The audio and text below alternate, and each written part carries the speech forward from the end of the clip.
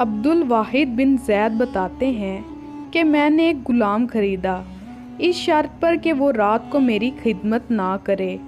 جب رات ہوئی تو میں نے اسے مکان میں بہت ڈھونڈا لیکن نہ پایا، حالانکہ سارے دروازے بند تھے۔ جب صبح ہوئی تو میں نے اسے مکان میں دیکھا اور اس نے مجھے سلام کیا اور 1 درہم دے دیا جس پر سورۃ اخلاص لکھی ہوئی تھی۔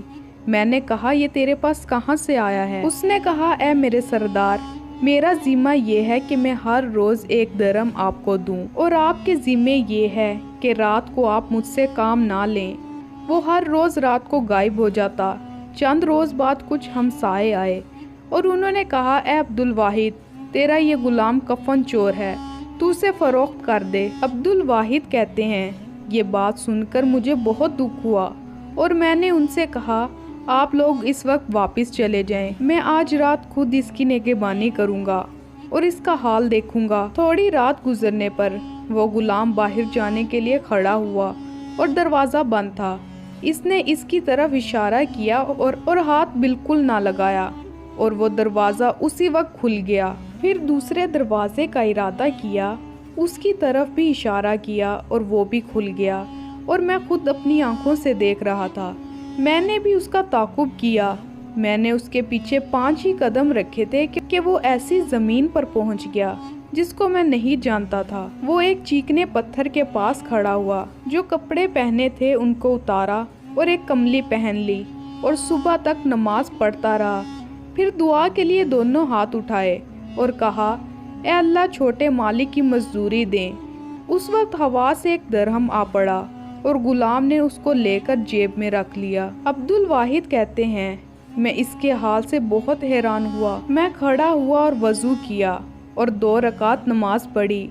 جو غلام کے بارے میں میرے دل میں بدگمانی پیدا ہوئی تھی، اس سے میں نے اللہ سے بخشش مانگی اور میں نے اس غلام کو آزاد کرنے کا پکا ارادہ کر لیا۔ اتنے میں وہ غلام مجھ سے غائب ہو گیا۔ میں شام تک برابر چلتا رہا مگر کوئی آبادی نہ آئی۔ پھر میں واپس ہو کر ایک جگہ بیٹھ گیا۔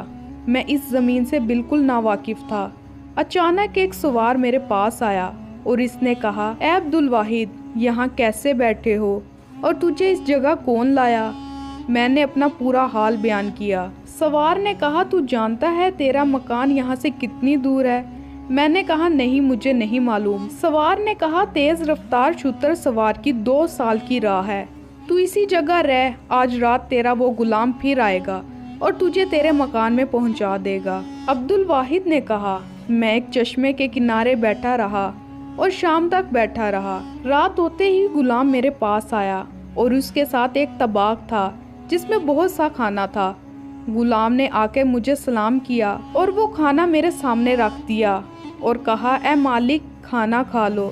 عبدالواحد کہتے ہیں میں بہت بھوکا تھا اور میں نے خوب سیر ہو کر کھانا کھایا۔ پھر وہ غلام صبح تک نماز پڑھتا رہا اور دعا کے بعد میری طرف متوجہ ہو کر کہا اے مالک آئندہ پھر کبھی بدگمانی نہ کرنا۔ پھر میرا ہاتھ پکڑ کے میرے ساتھ چلنے لگا۔ میں نے اس کے پیچھے 2-3 قدم رکھے تھے کہ اس نے مجھ سے کہا اے مالک، کیا تو نے میرے آزاد کرنے کا پکا ارادہ نہیں کیا تھا؟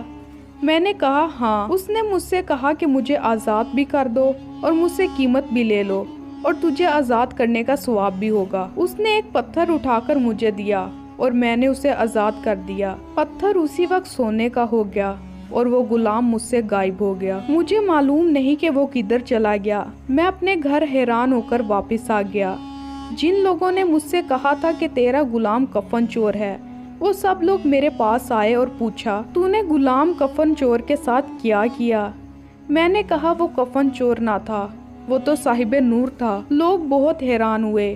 میں نے ان سے سارا واقعہ بیان کر دیا۔ وہ سب کے سب رونے لگے اور اپنے کیے سے توبہ کرنے لگے۔ وہ سب حیران ہو کر واپس چلے گئے۔